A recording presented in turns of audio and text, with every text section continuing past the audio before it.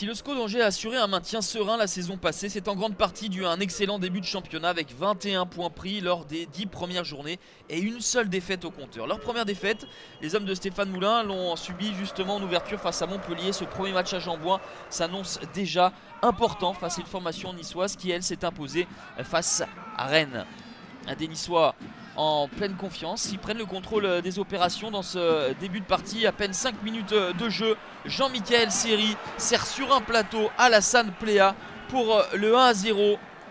Alors oui, énormément de joueurs sont partis du côté niçois, des joueurs offensifs tels Hatem Ben Arfa ou Valère Germain, mais il reste Alassane Pléa qui devra endosser ses responsabilités offensives. Très beau travail de l'Ivoirien Jean-Michel Seri pour le 1-0. La réaction des Angevins sur coup de pied arrêté tiré par Billy Kektéo Fonfon et la tête de Thomas qui vient s'écraser sur la barre transversale de Johan Cardinal. La balle est toujours en jeu. Nouveau centre de Billy Kektéo. Mais cette tête de Famara Diédhiou passe au-dessus. Diédhiou et Toko Ekambi, les deux joueurs recrutés en Ligue 2, essayent de trouver leur marque petit à petit à l'échelon supérieur. Gilles Soulou insiste sur son côté gauche, le passement de jambe et la frappe enchaînée pied gauche. L'intervention importante de Johan Cardinal. Au fil de cette première période, eh bien, les Angevins reviennent mieux dans cette partie. Tentative lointaine de nouveau de Billy Kektéo Fonfon. Il a du travail en cette fin de première période, Johan Cardinal. Si les Niçois ont bien débuté, ce sont les Angevins qui terminent mieux,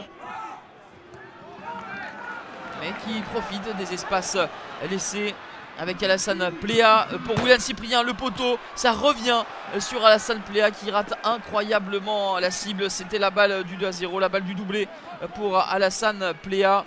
Et cela aurait été compliqué pour les Angevins de revenir après un but contre le cours du jeu.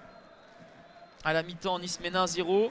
La dalle angevine n'est pas aussi féroce que la saison passée. Et les Aiglons, malgré de nombreux départs, on l'a dit, et le changement d'entraîneur, conservent leur précepte de jeu plutôt séduisant. Ajouté au rayon des départs un Nampalis Mendy qui était extrêmement important au milieu de terrain. Les hommes de Lucien Favre essayent de pousser pour se mettre à l'abri. Et une nouvelle fois, le gardien angevin Petric doit s'illustrer. Il sera en concurrence avec l'ancien Nîmois Mathieu Michel, arrivé cette semaine. On tente de loin du côté d'Angers, mais rien n'y fait. Toujours cette solidité défensive pour les Niçois qui n'encaisseront donc pas de but pour ce deuxième match consécutif. Deuxième victoire, 6 points, aucun but encaissé pour la formation de Lucien Favre. Le masque en revanche pour Stéphane Moulin avec son équipe défaite pour la deuxième fois sur le même score de 1-0.